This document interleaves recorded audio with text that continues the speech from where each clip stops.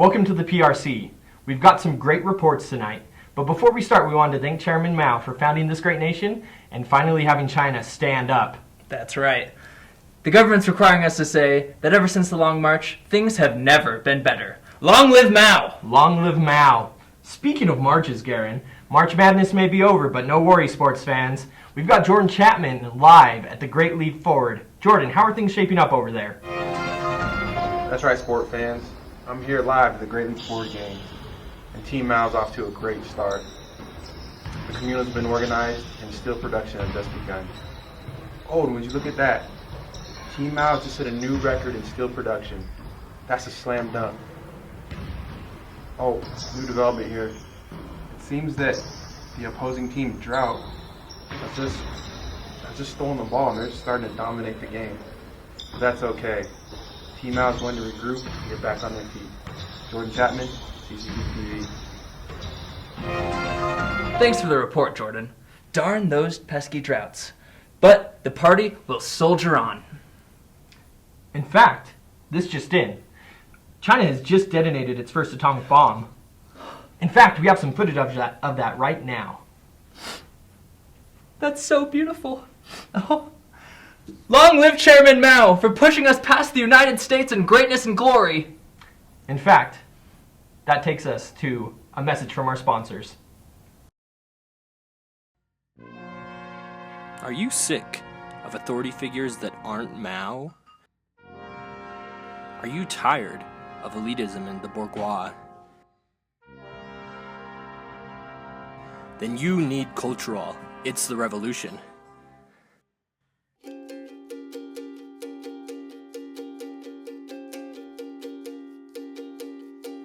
Side effects may include loss of art and culture, protests, a lost generation, torture, and in some cases death. Ask your leaders if cultural is right for you. It's right for everyone. And we're back. Go ahead and disregard that message from our sponsors. Cultural is actually being recalled for being defective. The Gang of Four just had to put their hands in there and mess up what the great helmsman really had down quite perfectly. In fact, the great helmsman has died, and we are purging the Gang of Four for their role in the defective revolution. Rest in peace, our dear leader.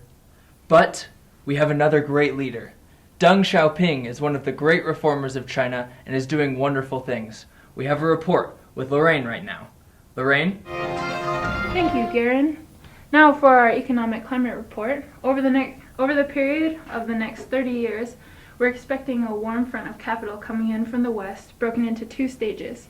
During the initial stage, taking place from the 1970s to early 1980s, we're expecting massive decollectivization of agriculture and the opening up of Chinese markets to foreign investments. During this time, we can also expect permission for entrepreneurs to start businesses. So if you have a bicycle business, now's the time to start.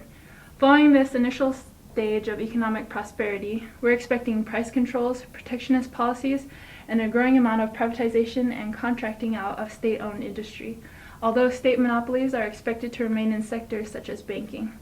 On average, we're expecting an annual GDP increase of 9.5% over the next 25 years. Overall, we're expecting a prosperous economic climate ahead of us. Back to you, Richard and Garrin. Thanks for that report, Lorraine. It looks like things are really looking up underneath Deng Xiaoping. And now, we have a special report from Tyler Vargha out in the field at Tiananmen Square. Tyler? Thanks, Rich. This is Tyler from Tiananmen Square. It's June 4th, 1989, and according to official reports, nothing is happening right now. In fact, if you look around, you only would see some students strolling by and families with their little kids. So, since there's nothing happening here at Tiananmen Square right now, what we're going to do is going to show you a clip of your favorite show, Friends, and then we'll get back to you, Rich. Gentlemen, pick your category. Fears and pet peeves. What is Monica's biggest pet peeve? The government killing people. Correct. Ladies? Same category. According to Chandler, How many died in the 1989 Tiananmen Square protests? Anywhere from 200 to 2,600. that is correct. But why'd they kill those guys? They wanted free speech and government accountability. Sorry to interrupt you folks, but that last clip has some counter-revolutionary content on it, so we had to cut it a little bit short. And the PRC would like to remind you that according to official statistics, there were no students protesting today, and that there are no estimates of between 210,000 people that were killed today. And in fact, any search on our search engine, Baidu, China's Google, will come up with 0 results for any inquiries about Tiananmen Massacre. But, as you can see on our page, if you'd like to play our latest game, Mao, the Sun Protector of China, you can go ahead and do so right now. Back to you, Rich. Thanks for that report, Tyler. Wonderful news. After Britain's 100-year lease is up on Hong Kong is coming back to the great motherland. Those capitalist roaders have ruined that wonderful city for the last time. We'll fix it up. Fantastic to hear, Garrin. In other news, Taiwan's president, Chen Shui-bian, has announced independence from China.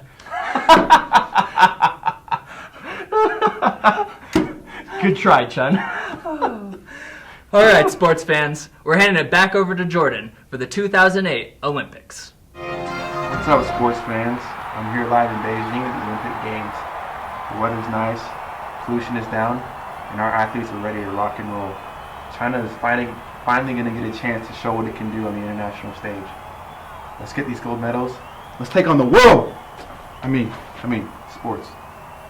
Jordan Chatman, CCTV. Thanks for that report, Jordan. People will remember the Beijing Olympics for a long time to come.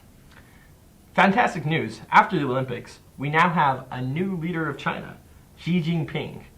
And on top of that, he is finally doing something about the corruption problem that we have here. Ugh, finally. Corruption has been a problem for too long.